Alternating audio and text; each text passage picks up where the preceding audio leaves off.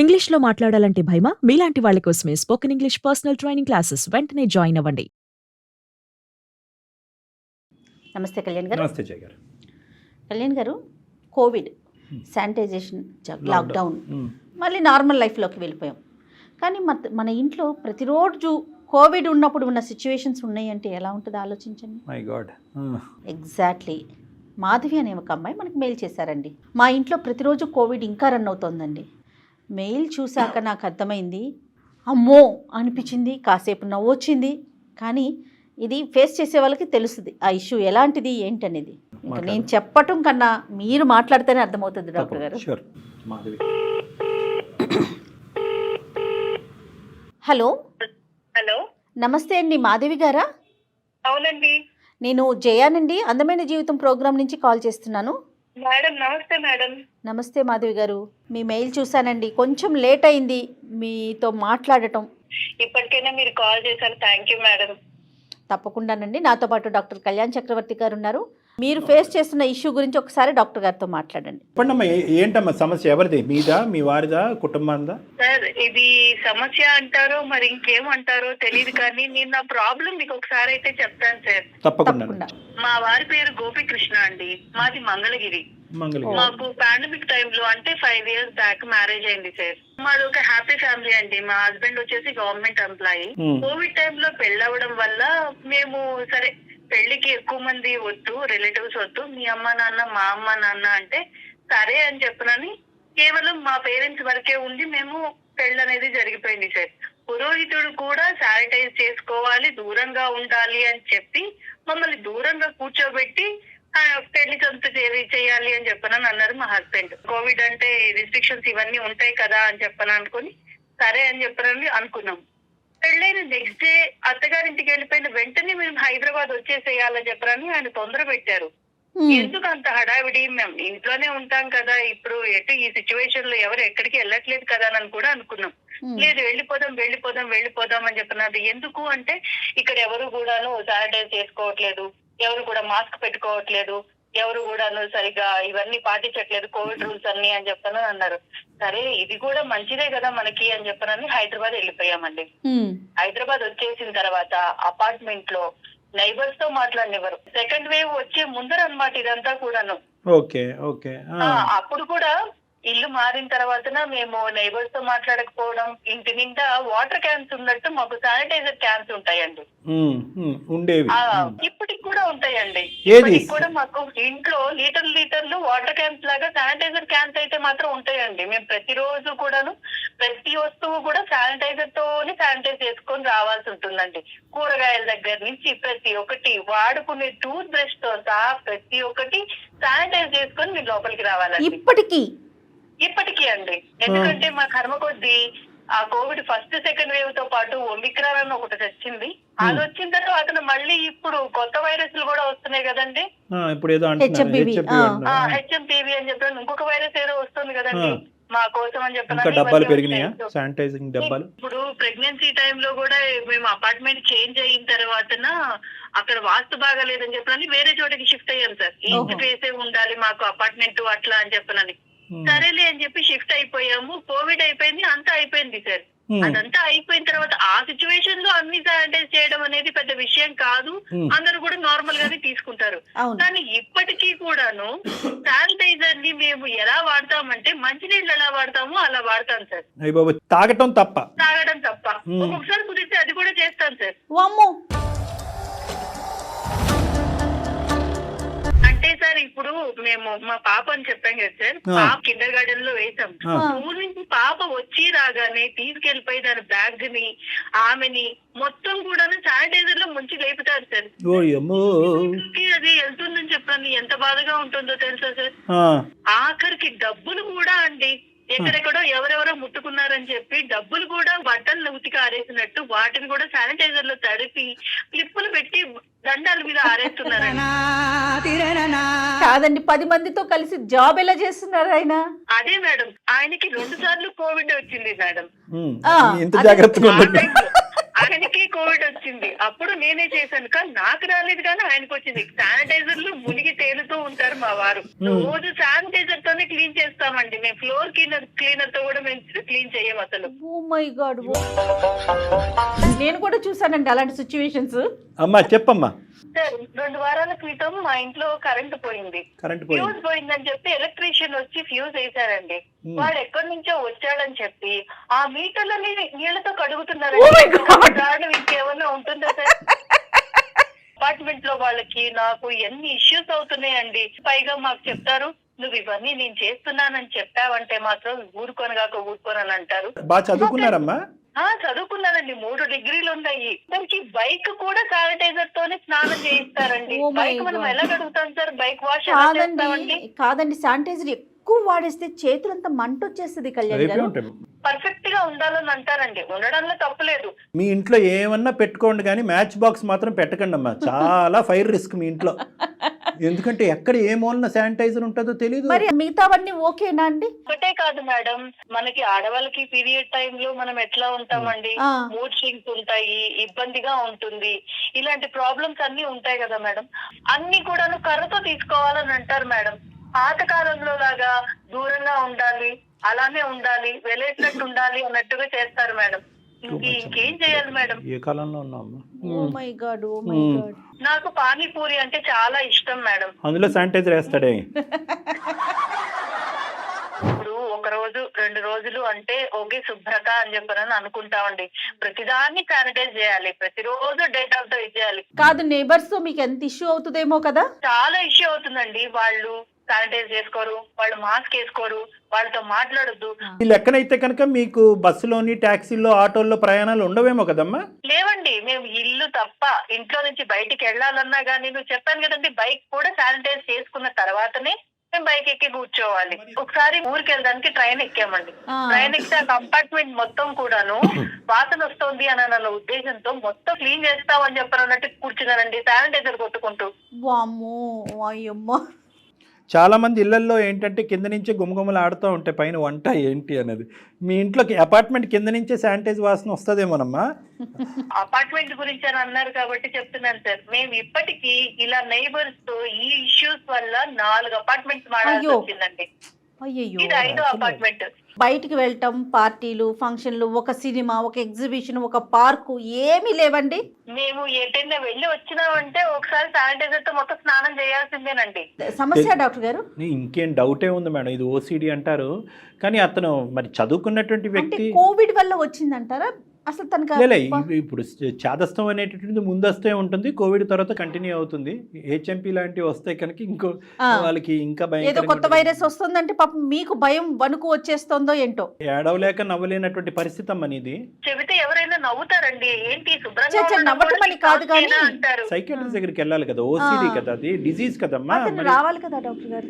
అసలు యాక్సెప్ట్ చేయాలిగా వెళ్ళటానికి, ఒప్పుకోవాలి. యాక్సెప్టెన్సీ ఎప్పుడు అన్నాడా నాకు ఓసిడి లా ఉంది ఏమైనా ట్రీట్మెంట్? ఎందుకంటే చదువుకున్న వ్యక్తి తెలివైన వాడు కదా.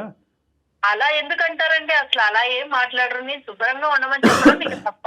అతని లెక్క ప్రకారం ఇదంతా శుభ్రం. ఏదైనా కానీ మనం అన్ని ప్రొటెక్షన్ తీసుకోవడంలో తప్పే ఉంది అంటారండి. అయ్యో అయ్యో, ఏం చేద్దామమ్మా ఇప్పుడు? మమ్మల్ని ఏం చేయమంటావు? మీరే ఆయనకు ఒక మాట చెప్పండి.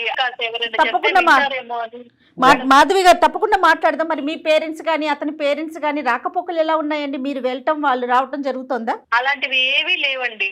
ఒంటరి జీవితాలు అయిపోయినాయి. కోవిడ్ దగ్గర నుంచి ఆ డెలివరీ టైంలో ఏవో తప్ప మా అమ్మగారిని 4 రోజుల నుంచి అది కూడా శానిటైజర్ ఉపయోగించే మొత్తం ఈయనే చూసుకుంటానంటారు, ఈయనే చేస్తానని అన్నారు. మీ అత్తగారు వాళ్ళతో మాట్లాడారు? అసలు వాళ్ళందరూ బానే ఉన్నారండి, నాకే అదృష్టం. అయ్యో అయ్యో, డాక్టర్ గారు మాట్లాడదామా? అసలు ఎవరితో కూడా మాట్లాడడానికి ఇష్టం చూపించారండి. ఓ, మళ్ళీ మాట్లాడినా కూడా ప్రాబ్లమేనా? అవునండి, ఎవరితో కూడాను మాట్లాడరు. ఎందుకంటే నాకు తెలిసిన దాంట్లో మీకేం తెలుసు అన్నట్టుగా మాట్లాడతారు.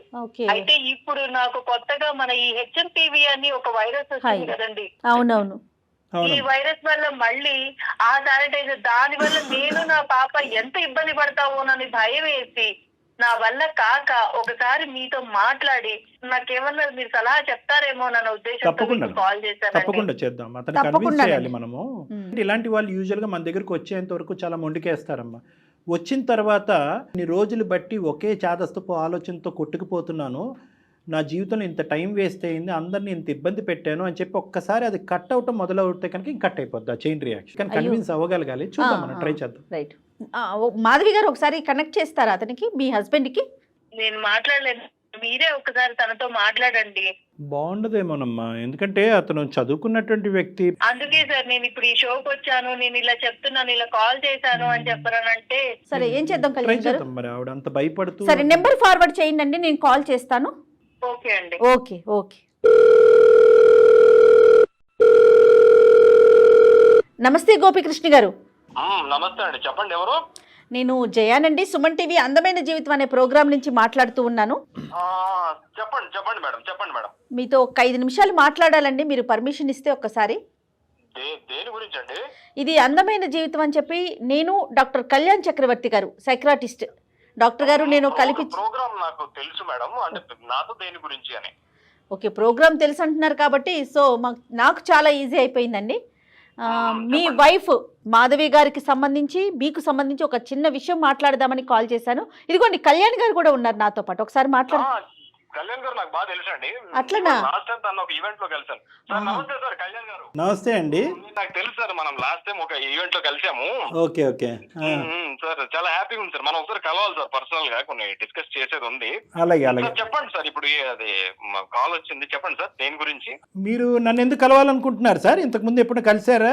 అదే అప్పుడు ఈవెంట్ లో ఒక చిన్న ఈవెంట్ లో మనం కలిసాము లాస్ట్ టైం, ఒక ప్రైవేట్ ఈవెంట్ లేండి, అది డిస్కస్ చేద్దామండి. ఇది ఇప్పుడు ఈసారి కలిసేది దేనికి? ట్రీట్మెంట్ కా ఏమన్నా ప్రాబ్లం ఉందా?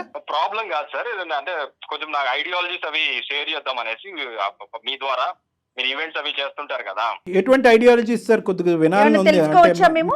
డిసిప్లిన్ గురించి, మనకి కొంచెం పద్ధతి గురించి, పబ్లిక్ సివిక్ సెన్స్ గురించి, మన మెయింటెనెన్స్ గురించి, పబ్లిక్ బిహేవియర్ గురించి, ఇలాంటిది కొంచెం. గోపీకృష్ణ గారు టోటల్ పబ్లిక్ అందరి గురించి మాట్లాడాలనుకుంటున్నారా? Very good very good. అలాంటి టాపిక్స్ తప్పకుండా మాట్లాడదాం. మీరు కూడా వెల్ క్వాలిఫైడ్ పర్సన్. పబ్లిక్ గురించి తర్వాత మాట్లాడుకుందాం, ఇప్పుడు ప్రైవేట్ గా ఫ్యామిలీ గురించి మాట్లాడదాం. మీ మిస్సెస్ మాకు కాంటాక్ట్ చేశారు సార్. ఆవిడ పరిస్థితి ఏంటంటే ఆగమ్య గోచరం, ఏం చెప్పాలో నవ్వాలో ఏడవలేనటువంటి పరిస్థితి ఆవిడ. సార్ మేమిద్దరం హ్యాపీ సార్, తను నాతో బాగుంటుంది. కాదు సార్, ఇప్పుడు ఆవిడ ఏమన్నారంటే ఒక్క 2 నిమిషాలు నా మాట వినండి, తర్వాత మీరు మాట్లాడదురు. కానీ ఆవిడ చాలా దుఃఖంలో బాధలో మాట్లాడుతున్నారు. కోవిడ్ అయిపోయి ఇప్పుడు దగ్గర 4 సంవత్సరాలు అవుతుంది, లేదంటే 3.5 సంవత్సరాలు అవుతుంది. రెండో వేవ్ కూడా వెళ్ళిపోయి. ఇప్పటికీ కూడా నా భర్త శానిటైజర్లో స్విమ్మింగ్ చేయటం తప్ప మిగతావన్నీ చేస్తాడండి. మొత్తం ఇంటిళ్ళ పాది శానిటైజరు, ఆఖరికి డబ్బులు నోట్లు, ఇది అది అన్నీ. ఇంకా ఆ లిస్ట్ అంతా నేను ఇప్పుడు చెప్పలేను నా నోటుతో. ఆఖరికి కరెంటు మీటర్లతో సహా. ఇదంతా ఏంటమ్మా, ఇదంతా విడ్డూరంగా ఉంది. అది ఏమైనా ఓసిడి లాంటి ప్రాబ్లం ఏమో, దానికి ట్రీట్మెంట్ ఏమైనా తీసుకుంటే తగ్గుతుందేమో, చాలా ప్రమాదము. ఎందుకంటే వాటర్తో కడగటాన్నే మేము విడ్డూరంగా వద్దమ్మా అని అంటాం, ఎందుకంటే అది రకరకాల కారణాలకు దాడి. అదే శానిటైజర్ అంటే కనుక it's not a joke, it's a fire hazard, risk. అది పిల్లలను కూడా ఆఖరికి స్కూల్ నుంచి వచ్చిన తర్వాత ఆ బ్యాగులు కడుగుతారంట, ఆ పర్సులు కడుగుతారంట, డబ్బు నోట్లని శానిటైజర్లో కడిగి బట్టలు ఆరేసినట్టు ఆరేస్తారంట. ఏంటి సార్ ఇదంతా నేను తట్టుకోలేకపోతున్నాను. ఇప్పుడు మళ్ళీ ఏదో కొత్త వైరస్ వస్తుంది, ఇది కాస్త ఇంకో లెవెల్కి పోతుందేమో అనేటటువంటి భయంతో నేను మిమ్మల్ని ఆశ్రయిస్తున్నాను, నన్ను రక్షించండి మహాప్రభు అని ఆవిడ మమ్మల్ని వేడుకుంటుంది. సార్ ఇది తను నా దగ్గర అంతా హ్యాపీగానే ఉంది సార్. బై ద వే ఆవిడ కూడా ఇప్పుడు బ్యాక్గ్రౌండ్ లో లైన్ లో ఉన్నారు. మాధవి ఉందా అండి అక్కడ? మాధవి మా దగ్గర లేదండి, టెలిఫోన్ లైన్ లో. మాధవితో మాట్లాడండి ఒకసారి. ఉన్నావా మాధవి లైన్ లో? ఉన్నానండి. ఏంటి మాధవి, నువ్వు ఏదైనా ఉంటే నాతో మాట్లాడాలి, కానీ ఇది నేను అన్ని చెప్పిన కదా, నేను ఏం చేసినా మన కోసమే కదా. నువ్వు ఇట్లా ఇది మన పబ్లిక్ ప్లాట్ఫామ్ లో దీన్ని డిస్కస్ చేయాల్సినంత ఏముంది నీకు? ఒక లెవెల్ వరకు అది మన వరకే ఉంటుందండి, అంటే అది నేను తట్టుకోలేక నేను వీళ్ళకి. ఏంటి మాధవి, నువ్వు తట్టుకోలేనంత ఏం జరుగుతుంది చెప్పు. ఇప్పుడు శానిటైజ్ చేసుకోవడంలో తప్పే ఉంది మనకి. ఇప్పుడు మనం పెళ్లి చేసుకుందే కరోనా టైంలో, అవునా కదా? నేను ఎంత బాగా చూసుకున్నాను. ఒకసారి వైరస్ ఇన్ఫెక్ట్ అయితే అది ఎలా ఉంటది చెప్పు.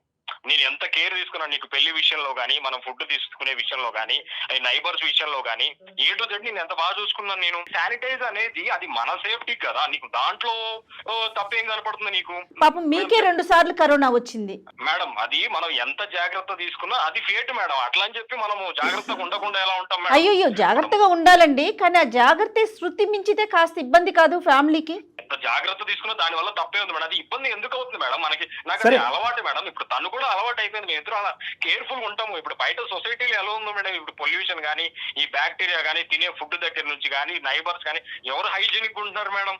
కాదండి, హైజీన్ లేదు. మరి అలాంటప్పుడు శానిటైజర్ తాగట్లేదు ఏంటి మీరు? సార్ ఇక అలా అంటే ఎలా చెప్తాం సార్? మనం ఎక్స్టర్నల్ గా వీలైనంత వరకు చేసుకుంటాం కానీ. ఏమండి మీ శానిటైజర్ ఇక్కడ వరకు వెళ్ళిపోయింది, పుక్కలిస్తారంట, గార్గిలింగ్ చేస్తారంట, గర్ర గుర్ర అంటారంట, ఓస్తారంట, ఇంకొంత లోపలికి వెళ్తే పిల్ల చేతి కూడా చేయిస్తారేమో అని మాకు భయంగా ఉంది. మేము అనేది ఏంటంటే కరోనా వైరస్ వీనౌట్ అయిపోయింది, అది అంతరించిపోయింది, దాని సంగతి ఇప్పుడు ఏమీ లేదు. అప్పుడు కూడా మనం చాలా అతిగా భయపడ్డాం అనేటటువంటి మాటలు కూడా కొంతమంది డాక్టర్స్ చెప్పారు. తర్వాత ఏదేమైనా కూడా ఆ ఫేస్ వెళ్ళిపోయిన తర్వాత ఈ విపరీత ధోరణి ఏంటి సార్? అది విపరీతం అని మీరు అంటున్నారు కానీ పార్ట్ ఆఫ్ మన లైఫ్. ఇప్పుడు మనం అలా హ్యాబిట్యూట్ అయిపోయాము. ఇప్పుడు ఇల్లు నీట్ గా ఉండటం నాకు నచ్చుతుంది, అది శానిటైజ్ చేయటం నాకు నచ్చుతుంది.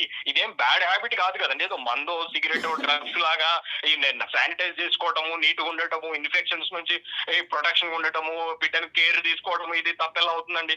అవన్నీ అర్థమవుతున్నాయి. అసోసియేటెడ్ రిస్క్స్ ఏంటండి? అసోసియేటెడ్ రిస్క్స్ ఏంటి? ఇప్పుడు మీరు నీళ్ళతో చేతులు కాళ్ళు కడగట్లేదు, శానిటైజర్తో కడుగుతున్నారు. అంత విపరీతంగా శానిటైజర్ వాడటం వల్ల స్కిన్కి జరిగేటటువంటి డ్యామేజు, ఆ స్కిన్ కాస్త మళ్ళీ పగుళ్ళు ఏర్పడి మళ్ళీ అందులోంచి ఇన్ఫెక్షన్లు వచ్చేటటువంటి chance. Fire and risk hazard. Sanitiser అంటే కనుక ఒక ఫ్యూల్, ఒక పెట్రోల్ లాంటిది. ఎక్కడన్నా ఎవరన్నా ఇంట్లో పొరపాటు ఒక గ్యాస్ లైట్ కానీ లేదంటే ఒక అగ్గిపుల్ల కానీ వెలిగిస్తే కనుక మొత్తం ఇల్లు అంతా కూడా అగ్నిగుండం అవ్వదండి. ఫుడ్లో మీకు తెలియకుండానే ఫుడ్లో శానిటైజర్ మిక్స్ అవుతుంది. మీరు ఎందుకంటే కనుక కాయగూరలు కూడా శానిటైజర్తో కడుగుతున్నారంట, పాల ప్యాకెట్లు శానిటైజర్తో కడుగుతారంట.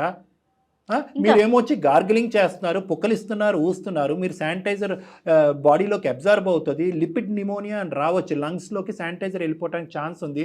మరి ఇవన్నీ ఆలోచించారా?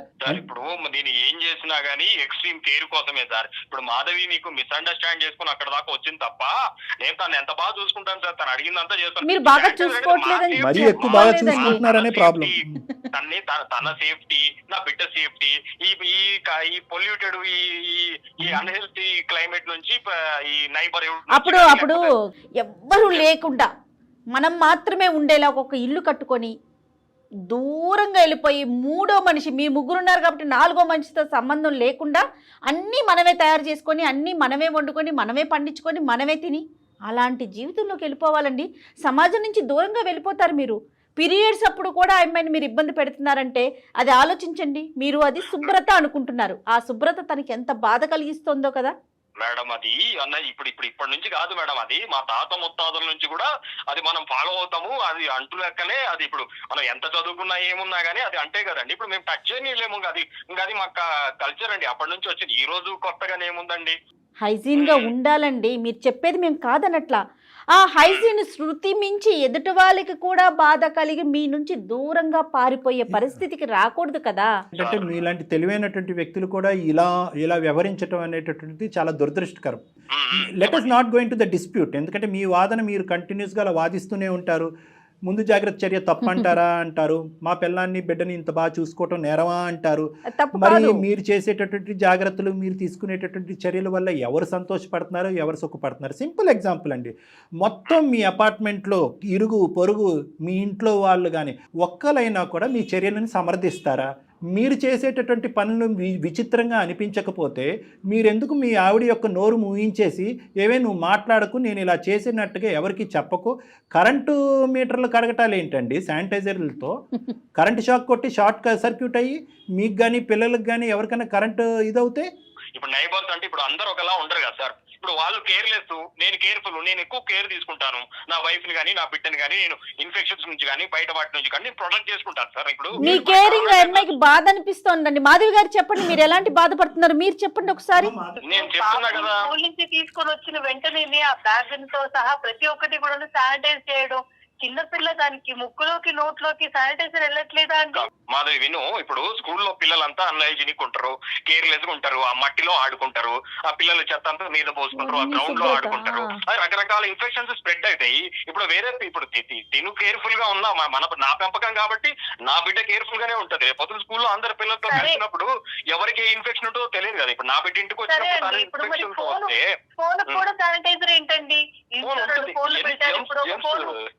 ఇన్ఫెక్షన్ ఇప్పుడు నువ్వు చెమట పెట్టుకుంటావు, బయట తిరుగుతావు, నువ్వు వాష్రూమ్ టాయిలెట్ తో సమానంగా అంతకంటే ఎక్కువ వాడతాం కదా. ఫుల్ టైం స్వెట్ ఉంటది మొబైల్ మీద, బ్యాక్టీరియా ఫామ్ అవుతుంది, మనం అంతా కేర్లెస్ గా ఉంటాం దాన్ని. సో శానిటైజ్ చేస్తాం. ఇప్పుడు పాప విషయమైనా ఇంకొకటైనా నేను ఎక్స్ట్రీమ్ కేర్ తోటే. ఇది సార్ నేనేం చెప్పగలుగుతాను సార్, నేనేం మాట్లాడగలుగుతాను? రైట్ గోపి గారు, అందుగురించి నేను చెప్పాను ఇది. ఎందుకంటే ఇదంత సులభమైనటువంటి అంశం కాదు. ఓసిడి అనేటటువంటిది, అంటే నేను ఈ పదం వాడుతున్నాను, మీరు యాక్సెప్ట్ చేసినా చేయకపోయినా అందరికీ ఈ మధ్య కాలంలో బాగా అవగాహన వచ్చినటువంటి సబ్జెక్ట్ ఇది ఓసిడి అనేది. ఆఫ్టర్ కరోనా మీరేంటంటే ఆ దిక్కున అది చూడటానికి ఇష్టపడలేక మీ డిఫెన్స్ మెకానిజం మీరు వాడుకుంటూ ఇదేమీ కాదు, ముందు జాగ్రత్త చర్య, అందరినీ సుఖపెట్టేస్తున్నాననే భ్రమ అనేటటువంటి బుడగలో మీరు ఉండిపోయారు. నా మాట వినండి, మీరు ఎలాగన్నా కూడా నన్ను వచ్చి కలుద్దామని అనుకున్నారు. మీ పబ్లిక్ ప్రపోజల్స్ తీసుకురావడానికి నన్ను వచ్చి కలుద్దామని అనుకుంటున్నారు. దయచేసి అప్పుడు మీరు చెప్పిందంతా నేను విన్న తర్వాత ఓసిడికి సంబంధించినటువంటి ఇష్యూస్ నేను మీకు చెప్తాను, అది మీరు కూడా వినాలి. అయితే ఇప్పుడు చూసేటటువంటి లక్షలాది మంది ప్రేక్షకులు ఎవరైతే ఉన్నారో వాళ్ళకంటూ ఒక ఆలోచన, అవగాహన ఉండాలి. కాబట్టి కొన్ని ముఖ్యమైనటువంటి అంశాలు ఈ సభాముఖంగా నేను చెప్పాలి అని అనుకున్నాను. అదేంటి అంటే ఈ కడిగేటటువంటి ప్రక్రియ ఒకటే కాదు, ఈ ఓసిడి అనేటటువంటి దాంట్లో చాలా రకాలు ఉంటాయి. ఒక 150 నుంచి 170 రకాలు ఉంటాయి. Oh my god. అందులో కడిగేది అనేది సర్వసహజంగా కామన్గా అందరికీ అనేది, అదేదో సర్వానంద్ గారి సినిమా వచ్చింది కదా మేడం, అక్కడి నుంచి కొంతవరకు అవగాహన బాగా పెరిగింది దీని గురించి. ఇందులో ఏంటంటే ఒక ఆలోచన కాన్స్టెంట్గా తుంచేస్తూ ఉంటుంది, పగలనక రాత్రి అనక.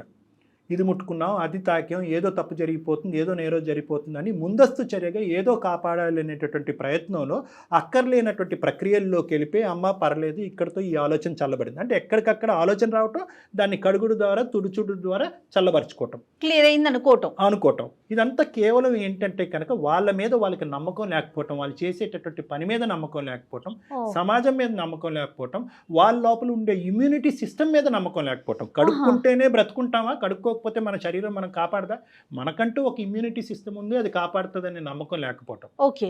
సో కాబట్టి ఏమవుతుందంటే ఎప్పటికైనా కూడా ప్రత్యేకంగా ఏంటంటే ఇది ఎఫెక్ట్ చేసేటటువంటిది గోపీకృష్ణ లాంటి తెలివైనటువంటి వ్యక్తులకి ఇది ముఖ్యంగా. ఎందుకంటే కనుక వీళ్ళు ఏ యాంగిల్లో వాళ్ళు రీసెర్చ్ చేసుకుని వాళ్ళకి కావాల్సినటువంటి ఇన్పుట్ తీసేసుకుంటూ ఉంటారు. క్రిమికీటకాలనే కదా మనం కడుగుతున్నాము, బ్యాక్టీరియాని అవాయిడ్ చేస్తే ఇన్ఫెక్షన్స్ అవాయిడ్ చేస్తాయి కదా, ఇన్ఫెక్షన్స్ అవాయిడ్ చేస్తే లైఫ్ స్టైల్ బాగుంటుంది కదా, లైఫ్ స్టైల్ బాగుంటుంది, హాస్పిటల్కి అడ్మిట్ అవ్వాల్సింది అలా అనుకుంటున్నారే కానీ ఇందాక నీ శానిటైజర్ వల్ల నీకు ఎంత ఇబ్బంది కలుగుతుందో ఒకసారి ఈ విధంగా ఆలోచించు అంటే కనుక ఆ మ్యాటర్ వాళ్ళు తీసుకోవడానికి ఇష్టపడరు. నెంబర్ 1. నెంబర్ 2 ఏంటంటే చాలామంది అనుకుంటూ ఉంటారు నా దగ్గరికి వచ్చేటటువంటి వాళ్ళు, సార్ మేము డబుల్ డిగ్రీ ట్రిపుల్ డిగ్రీ చేసాం, government jobs, entrepreneurs of companies, CEOs కింద చేస్తున్నాం, మాకు ఓసిడి ఏంటంటారు. బాగా తెలివితేటలుండి ఆలోచన శక్తి, చదువుకున్నా చదువుకోకపోయినా తెలివితేటలు ఆలోచన శక్తి బాగా ఉన్న వాళ్ళకి ఎఫెక్ట్ చేస్తారు. సో ఇన్ని రకాలుగా ఉంటుంది. కానీ దురదృష్టం ఏంటంటే ఈ కడిగి తుడిచేటటువంటి బ్యాచ్ అంతా కూడా డాక్టర్ దగ్గరికి ముందొస్తూ రారు. జాగ్రత్త కాస్త అతి జాగ్రత్త కింద మారి జబ్బు కింద మారిపోయింది ఇది. అతను ఒప్పుకోకపోయినా అది వాస్తవమైనటువంటి నిజం. అతను నన్ను గౌరవించేటటువంటి వ్యక్తి కాబట్టి అతను నా దగ్గరికి వస్తారు అని నేను అనుకుంటున్నాను. ఖచ్చితంగా వస్తాను సార్, మనం కలుద్దాం సార్, మనం మాట్లాడదాము. ఇప్పుడు మీరు చెప్పిన కూడా నేను కూడా థింక్ చేస్తాను సార్. ఓకే, మీరు చెప్పినట్టు ఇప్పుడు మీరు అంత పెద్దవారు, మీరు చెప్పినప్పుడు కంపల్సరీ నేను కూడా ఒకసారి ఇంట్రోస్పెక్ట్ చేసుకుంటాను సార్, కంపల్సరీ ఆలోచిస్తాను. ఈ రిపీటెడ్ థింగ్స్ చేయడం వల్ల కూడా మేబీ నా personal life and social life కానీ లేకపోతే వర్క్ ఏరియాలో కూడా కొంచెం ఏమైనా అవుతుండొచ్చు. నేను ఒకసారి మీరు చెప్పిన తర్వాత కంపల్సరీ ఇంట్రోస్పెక్ట్ చేసుకుంటాను సార్, కరెక్ట్ చేసుకుంటాను. ఈ విషయంలో మిమ్మల్ని కలుస్తాను సార్. ఇది కాకుండా మనం ఇప్పుడు నా దగ్గర వేరేవి కొన్ని ఉన్నాయి కదా సార్, అవన్నీ ఇంప్లిమెంట్ చేయడానికి మిమ్మల్ని కలుస్తాను. మీరు నా దగ్గరికి వస్తానంటే నేను మీ గురించి ఏదైనా చేస్తాను, రండి సార్ ప్లీజ్. ఖచ్చితంగా వస్తాను సార్. ఇప్పుడు ఈ విషయం నేను కరెక్ట్ చేసుకుంటాను అండ్ మీరు ఇచ్చే ఇన్పుట్స్ కంపల్సరీ తీసుకుంటాను సార్. వాల్యూ నాకు చాలా గౌరవం అండి. Thank you sir. మనం వచ్చినప్పుడు కూడా డెఫినెట్ గా అండి, డెఫినెట్ గా అపాయింట్మెంట్ తీసుకొని ఒకసారి కలుద్దురు కానీ. థ్యాంక్ యూ సో మచ్ అండి డాక్టర్ గారు, అమ్మా. Madam Jaya madam, thank you okay అండి. Okay sir. మంచి హ్యాపీ ఎండింగ్ అమ్మా, lovely family, will all be happy together forever. ఒక్కసారి Okay, అతను నా okay. దగ్గరికి వస్తే కనుక I think definitely will work around it అమ్మా. Sure sir. కృష్ణ గారు, గోపికృష్ణ గారు, చివరిగా ఒక్క మాట. హెచ్ఎంపీవీ వైరస్ అనేది మన మీద ఎలాంటి ప్రభావం చూపించట్లేదండి. నేను చాలా మంది ఎక్స్పర్ట్స్తో, ముఖ్యంగా డాక్టర్స్తో మాట్లాడానండి. ఆ వైరస్ ప్రభావం చూపించట్లేదు, కానీ జాగ్రత్తగా ఉందాం. ఖచ్చితంగా మేడం. రైట్ అండి, నమస్తే. ఓకే సార్, ఉంటాను sir. Thank you sir. Right sir. అతనికి మిగతావన్నీ హెచ్ఎంపీవీ గురించి అతనికి వినిపించవు, జాగ్రత్తగా ఉందాం అని లాస్ట్ లో అన్నారు చూడండి, అదొకటి అదొకటి అతనికి వినిపిస్తుంది. డాక్టర్ గారు, ఈయన టర్న్ చేయొచ్చండి? మార్చచ్చమ్మా. అతను ఎప్పుడైతే కనుక రావడానికి ఇష్టపడ్డారో చాలా హ్యాపీ ఫీల్ ఇక్కడ అవుతారు. ఒకటి మనం హ్యాపీయెస్ట్ థింగ్ ఏంటంటే అతను మీ అభిమాని. ఆ. సో మీరు ఏం చెప్పినా వినడానికి సిద్ధంగా ఉన్నారు. అది ఈజీ అయింది. అది మీ మనకి అవును గుడ్ టాస్క్ అనమాట. రైట్ కళ్యాణ్ గారు, థ్యాంక్ యూ జగన్నాథ్. నమస్తే.